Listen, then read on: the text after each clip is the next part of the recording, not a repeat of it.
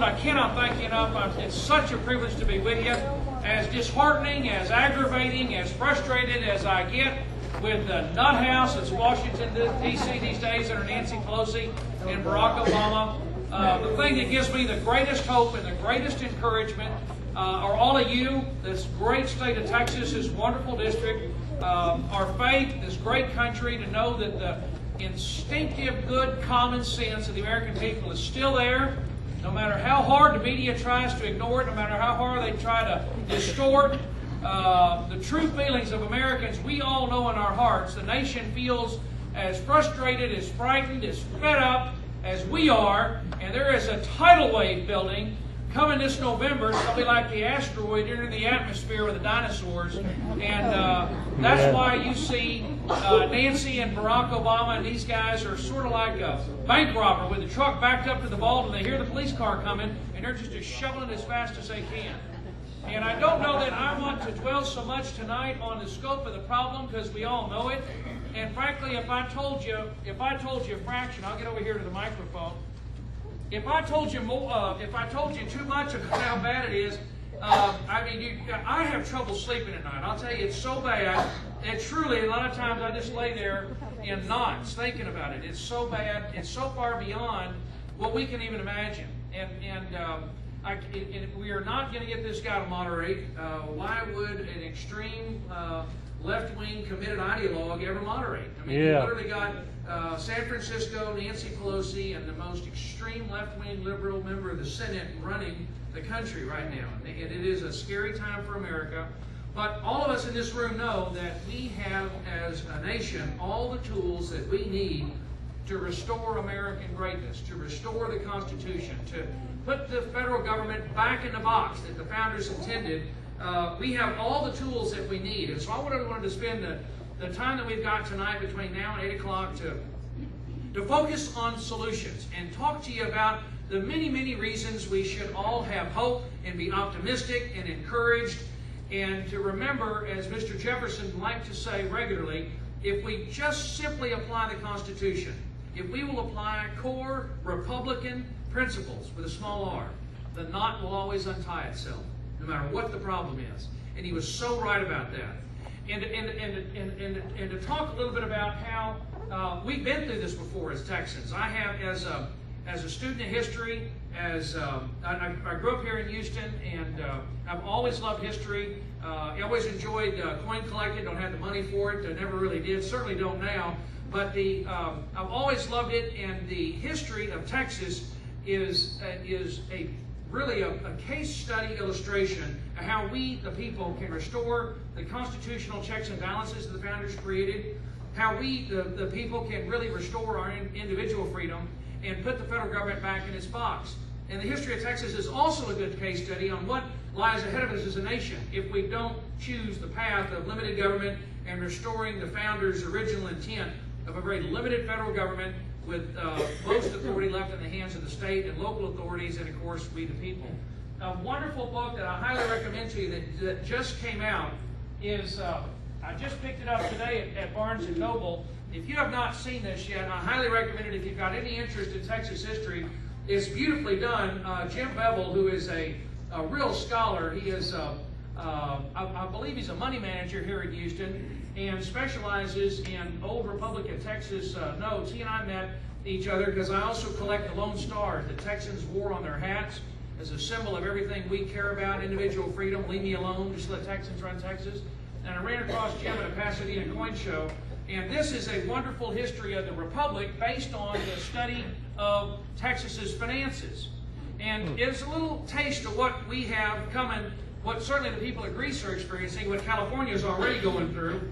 Just a couple of quick examples that jump out at me when you go back and look at, and those of you that know Texas history know that we from 1836 to 1845, really for the earliest part of our history, had a whole lot of land and not a whole lot of wealth. We were land rich and money poor.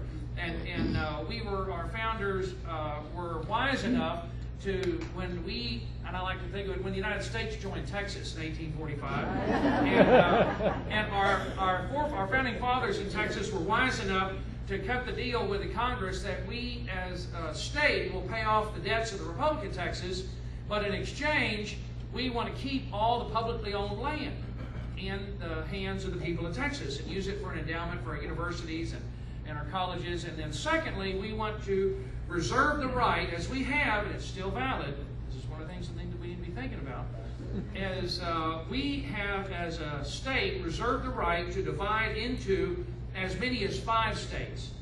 Now, we are, and that's never been changed by the, was not changed by the war between the states. That was a part of it was actually a joint resolution.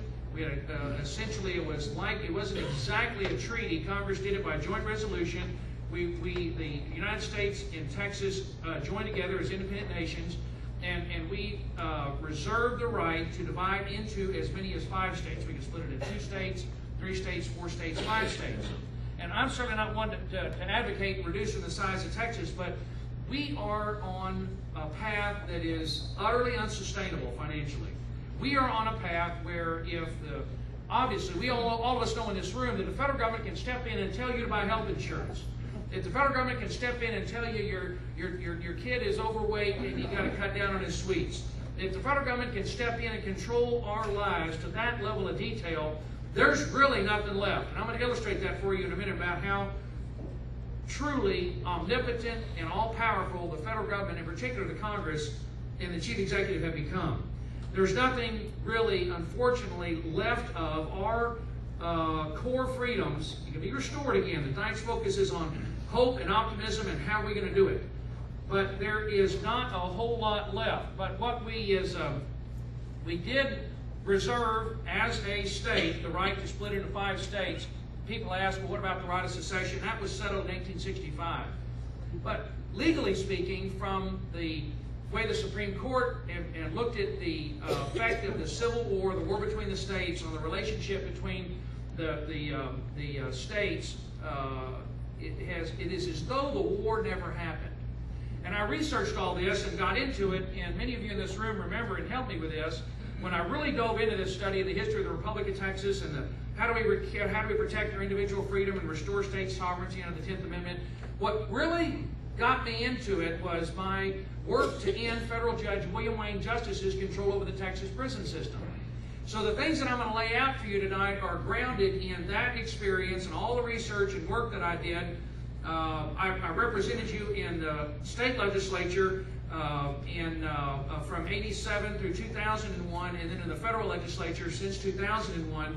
And in my time in the state legislature, I was as frustrated as many of you were. Some of you knew Pam Lichner. Pam and Joe, wonderful, good people they were. I still grieve about Pam's loss. She was the head of Justice for All. Her and her 2 children were killed on Pan Am Flight 800 over Long Island. And Pam founded an organization called Justice for All because she was so mad about the fact that, in fact, she was attacked. She was a realtor. She was attacked by this bum that got out of should not have been out of prison. And the guy had the audacity to sue her. So because Joe arrived on the scene, her husband's like this, and of course proceeded to pound the guy, and the guy sued him. So anyway, Pam started this organization. I quickly discovered that there was this federal judge in Tyler, Texas, that was causing the early release of all these convicted criminals in Texas. And you remember, if you were here in the 90s, the Harris County Jail turning all these bums out in the street. They were laughing at us, and it just made my ears ring. I was so mad. And there had to be a way to solve this. And this background is highly relevant to the dilemma we find ourselves in today. And I wanted to give you this background because what I've worked out is this really works. I am absolutely confident with 100% certainty that the path I'm going to lay out for you legislatively, legally, what we can do with legislation, with litigation, through the State House, through suing the federal government under what I'm going to describe for you, will work to restore our individual freedom as the founders intended, and restore the 10th Amendment, and let Texans run Texas, and get the federal government out of our lives, out of our pockets, out of our gun case, stay away from my kids, my business, my home, my church, my city. Leave me alone.